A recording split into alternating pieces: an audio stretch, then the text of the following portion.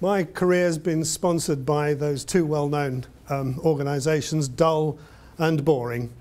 Dull is in Scotland and Boring, as you can see, is in Oregon. So I always have to mention my sponsors. And I bet you've been to so many of these technical presentations which are all sponsored by Dull and Boring. As I'm nearing the end of my career, I'm trying to make things a little less dull and a little less boring, but I can't make too many claims for this. That's a slide. The dull and boring one is one I put in just to get a smile, keep you awake, make you wonder what I'm going to say next so you don't fall asleep.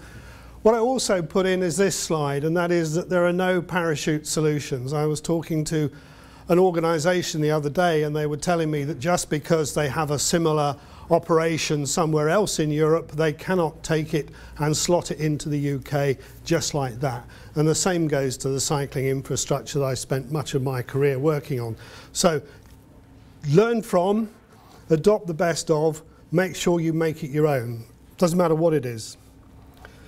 I had a look at the attendance list. You probably worked out that I only arrived for lunch. That's very typical of a consultant, isn't it? He's just come for the freebies.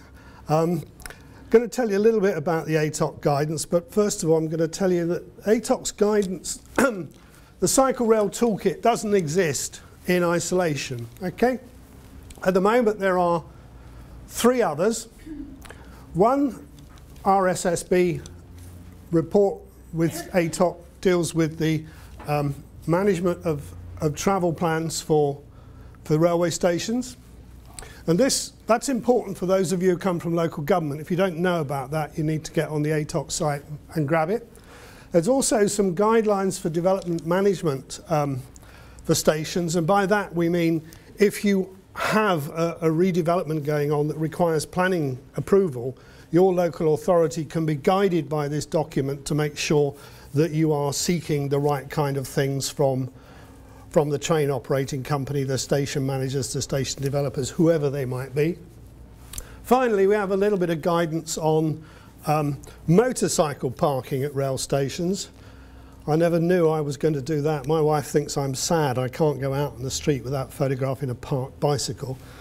My best ever photograph was of a manhole cover in Trondheim in the Netherlands, which celebrated one of their greatest heroes, a guy called Ericsson, who went across the Atlantic and discovered America before anybody else, before Columbus certainly. He did get bored and he came back and he joined up with Sony to invent the mobile phone. So he's a well celebrated individual. Well, yeah, it's terrible, isn't it? When I told that one first, when I told them that first time, that nobody got the joke. It was never mind. So let's dwell a little bit on what the new guidance is about. There's going to be something in there for the TOCs, which is important, but also something for the local authorities, which is important, which is the demand and the business case side of things. It makes the business case very, very well for central government investment, but I don't want to preempt that because the thing's not been published. But what that means is, from everybody's point of view, from both TOCs and local authorities, is that we would hope that with Conrad and the Cycle Working Group's help, there will be a continual flow of money. One would hope. One would hope. No pressure. No pressure. Okay, so we're going to look at the toolkit very briefly. It says it's over 2 years old. Very well received. It was very well written with a lot of guidance. But there's recent cycle rail successes that we've seen. We'd like to say it was down to what Cycle Rail Working Group have managed to do in getting government funding to support cycling to railway stations. So we need to include the latest stuff, and we need a little bit more on carrying bikes on trains. Now, I've written in the past some guidance on cycle parking, and we looked at sizes. We're going to come to the thorny issue of bikes on trains in a little bit. I only say thorny because there's a divergence of opinion on what you should be able to carry on a train, depending upon whether you're a campaigner or whether you're a TOC. We're going to include the development of a cycle policy for TOCs themselves, to give them train operating companies. I'm using COICs, aren't I? Common only if known. So TOCs are train operating companies, for those who don't know. Things on the cycle policy development I've mentioned. I mentioned the RSSB work. The DC management standards, just to reinforce it, that's going to be included in the new document as a pointer to the existing document. How to manage large events like the Tour de France, and also we need to manage what happens when things go wrong. I don't know if you travel by rail much, but every once in a blue moon something goes wrong and you can't get home, or you go somewhere else, or anyway, all of those things need managing. Disruption management, we're going to call it. So we've got to think about things like that. We're going to include some stuff on ramps and escalators, and I'd very much like to hear from anybody who's got good examples of ramps that have been retrofitted to stairs, whether they be within the station or outside the station. There's quite a good example because, well, the one on the left is, I quite like this because the ramp is not jam-packed up against the side of the wall. So that means you can stand away with your bike and you can push it up and down without it being leant over too far. So things like that are important. We need to give some guidance on escalators as well. I was talking to Network Rail very recently, and there doesn't appear to be a policy, only guidance and encouragement that you would, if you're taking your bike by train, that you use a lift. That's fine, but not all lifts are suitable for putting bicycles in. They're bad enough in some instances to get a wheelchair and accompanied person in there. So we have to be careful to make sure that we really are giving alternatives, and where this issue does arise, then we need to give guidance to users as well. Other things we've got to deal with: cycle carriage on the trains. We've got to address the issue of space. Again, good examples, case studies. Talk about legislation and the franchise specs. Talk about safety, because carriage of bikes on trains is also about the safety of other individuals, not just the person pushing the bike. And the conditions of carriage. In other words, if we're going to carry a bike for you, you abide by the conditions of carriage, quite naturally, a bit like any other passenger. Set out the do's and don'ts, and things like some people will ask for locked enclosures for their bikes, and the answer to that is no, because then the bike becomes the responsibility of the train operator. It's no longer the responsibility of the individual whose bike it is, who has to make sure that it is secure, it's not stolen, it's wrapped in nice and tight and not swinging about, damaging everybody's bike, the luggage and other passengers. So these things are all going to be quite critical to set out well. One of the big issues for cycle carriage is the technical specification for carrying bikes on trains, and you're not allowed to install any kit basically that gets in the way of a wheelchair space. Now there can be shared space, flexible space. Here we have fold-up seats. Cyclist has taken advantage of that. But one of the things that we have to give guidance on managing is the fact that right next to those seats is a sign that says, please vacate these seats when required by wheelchair users. So the management by the train operating staff on the trains, they have to be informed, they have to understand what all the issues are, and they have to be able to explain to the person who might be blocking wheelchair access what's going on. Because it is an important issue. I don't know if any of you heard about that case where somebody was denied access to a bus because he couldn't get his wheelchair on the bus because a woman with a pushchair wouldn't leave the space that was reserved for wheelchair users. So that was an important issue. I've been told that so far it doesn't matter. It has no impact on carriage of bikes on trains as of yet. When I spoke to Network Rail, it didn't seem to be a problem, but nevertheless, we have to give advice on giving guidance to train operating staff on this issue. Also got to remember, and it's a bit like the cycle parking work I've done, that bikes are not all the same shape and size. These are my bikes. Brompton in the front, 28-year-old mountain bike in the middle. I bought that when I was 3.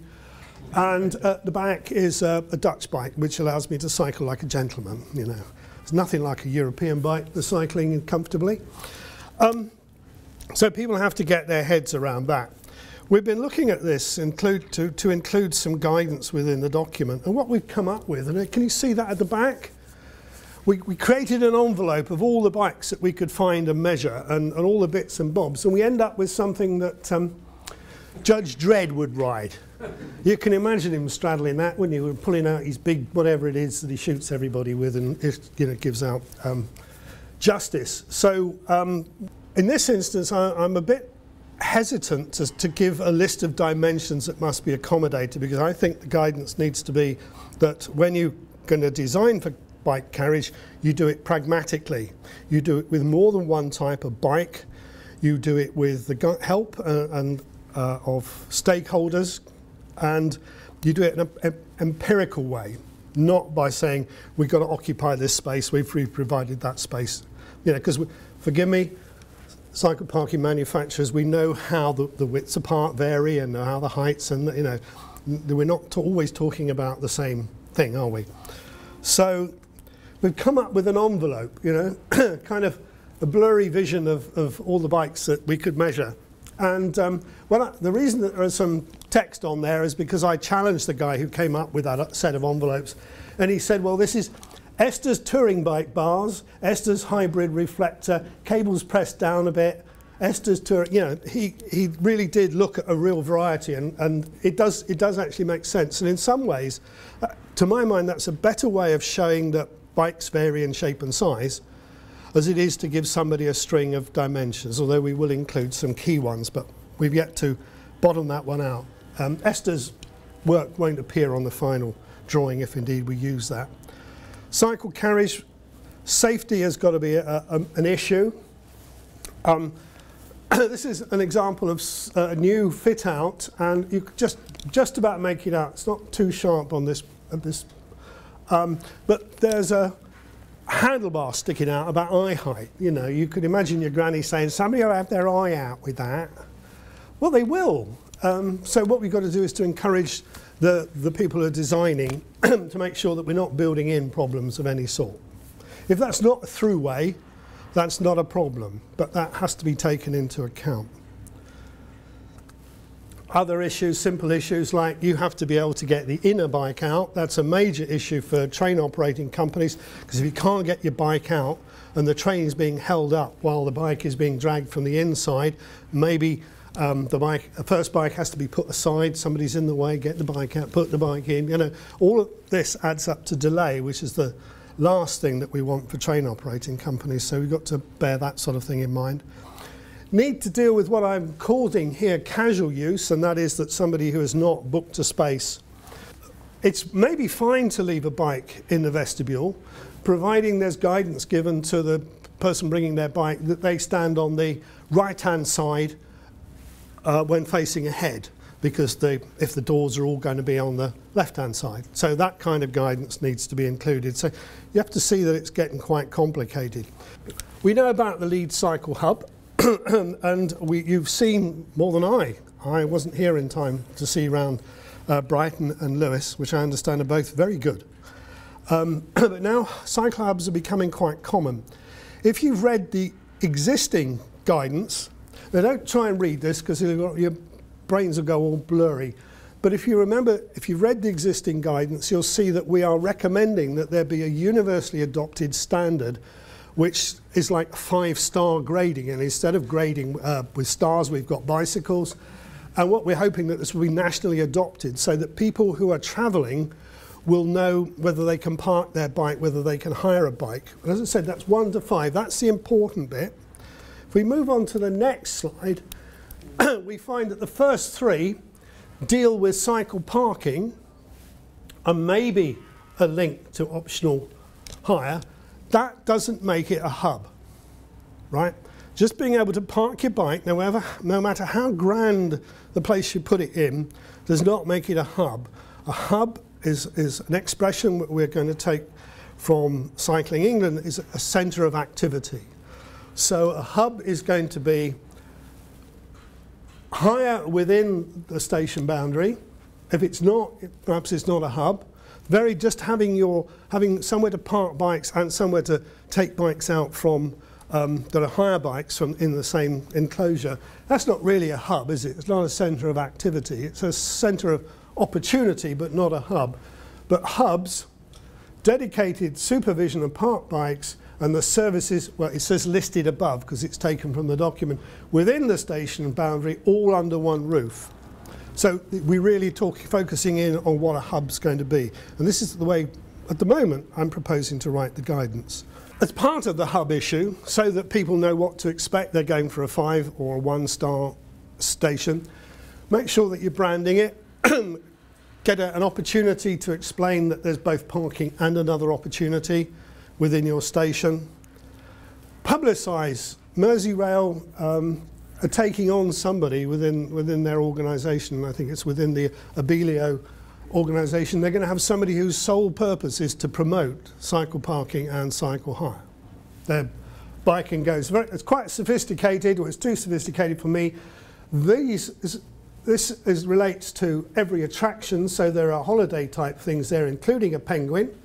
And here the bicycle's made up for your college of a flask from a chemist, got this ruler and other bits and bobs. So they're looking at different markets, which is a sophisticated way of doing it.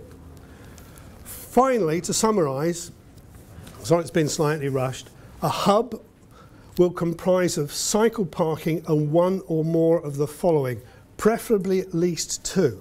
Because remember what I said about it being a centre of activity and not just a centre of opportunity.